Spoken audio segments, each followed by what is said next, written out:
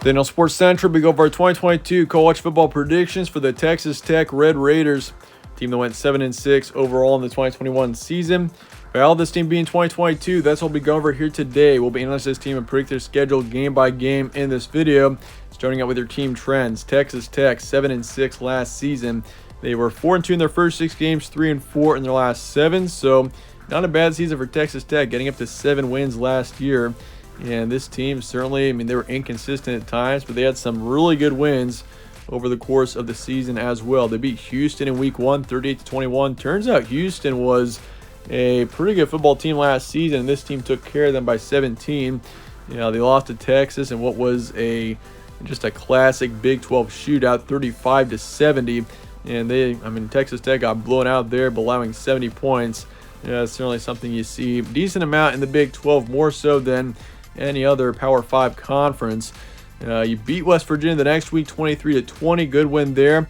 Lost to K-State by 1 in late October there, 25-24. You flip that game, you get a field goal. This is an 8-win Texas Tech team, and they also suffered a close loss to Baylor, 24-27. So if you upset Baylor there, that's a massive win. So this Texas Tech team was worthy of being an 8 or 9 win team last season for sure, even though 7-6 was the final record.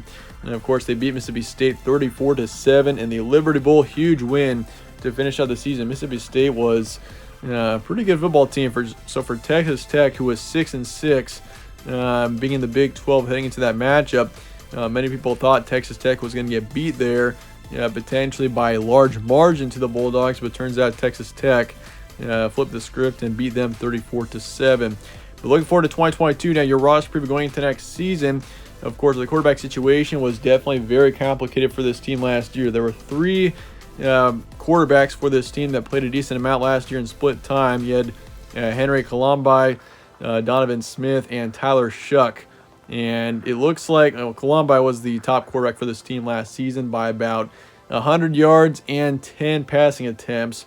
And his stats were pretty poor. Honestly, each of the 3 quarterbacks just weren't outstanding last season, so you can see why this team had 3 quarterbacks split time last season. Colombi's stats, 1,300 yards, 5 touchdowns, 5 picks, and a 64% completion rate. Donovan Smith wasn't much better, 1,200 yards, 7 touchdowns, 2 picks, and a 61% completion rate. And Tyler Shuck, just a bit behind there with nearly 900 yards, 6 touchdowns, 3 picks, and a 70% completion rate. So Tyler Shuck does have the best completion rate. Donovan Smith has the best touchdown-interception ratio. And Colombi last season had the highest yards. But in the end, all 3 quarterbacks were not too good last season. So we'll have to see someone, and it's either going to be Donovan Smith or Tyler Shuck. We got to see one of those quarterbacks come out and have a great season, especially if Texas Tech wants to be a contender next year. The quarterback situation that this team had, it kind of surprises me that they even got up to 7 wins, but they made it work in the end. We got Colombi, he transferred out, so obviously he's not around. But once again, Donovan Smith and Tyler Shuck are your 2 quarterbacks who will likely be splitting time going into next season, even though I feel like Tyler Shuck has the higher ceiling, but who knows, we'll see what happens this fall. The backfield is, I would say, looking pretty good for this team. You got Taj Brooks coming back, the top running back for this team last season. Same with Roderick Thompson. Both running backs combined for over 1,200 yards and 17 touchdowns last season. So there's some potential there. The backfield looks good going into next season, and it's not just them. There's a decent amount of depth back there as well. And something to mention about the quarterbacks as well. All 3 of those quarterbacks that played last season really weren't rushing quarterbacks. Donovan Smith had the most rushing yards by a significant margin last season between the 3, with 155 rushing yards and 3 touchdowns, which is still not much at all. But looking at the receiving core, you lose your top 2 there in Eric Ezukanma and Kalen Geiger. So you lose your top 2 wideouts in the receiving core, which is slightly concerning, especially considering the quarterback situation is kind of a mess for this team. But you do have Miles Price coming back, who was 3rd in the receiving core. He put up 600 yards, 3 touchdowns. And if you compare that with Geiger and Ezukanma, both of them, the top 2 combined for nearly 1,500 yards and 7 touchdowns. So you got Miles Price coming back, which is good. But you lose your top 2, and you also lose your 4th in receiving, which was Travis Kuntz from last season. So something to consider there. as we head into 2022. As the receiving core is a bit sparse. There's not much depth there, and I mean, the backfield looks good. I think the backfield is going to have a huge influence on this offense next season. That's going to be the one method, or the main method at least, I think this team is able to score points.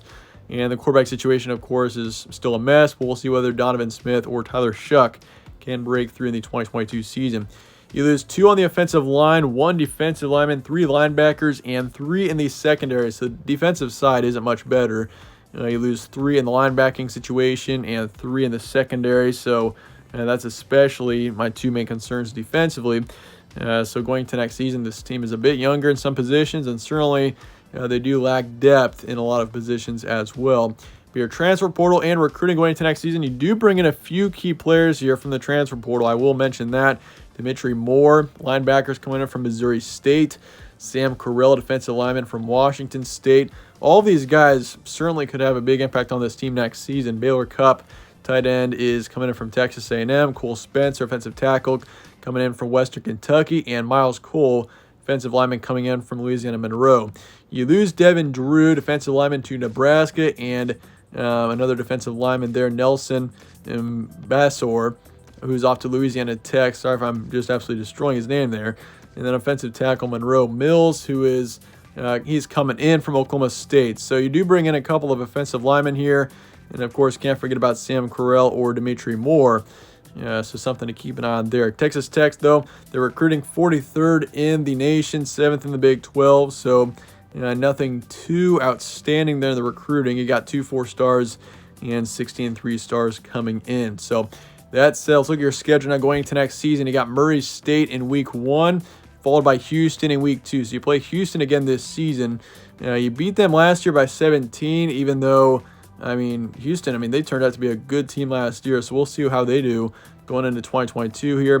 Personally, I don't expect Houston to be quite as good as they were in 2021, but there's a chance that Houston still stays up at that level. So keep an eye on that game there. NC State on the road. You also got to play them, one of the top teams in the ACC there. Then you got Texas on September 24th. So September isn't easy for this team.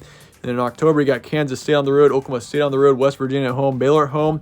And then in November, you got TCU on the road, Kansas at home, Iowa State on the road, and then Oklahoma at home to finish out your season. So that said, looking at September here, Murray State, easy when you take care of them, no problem. Houston, I think you beat Houston again. You beat them last year by 17. You took care of them.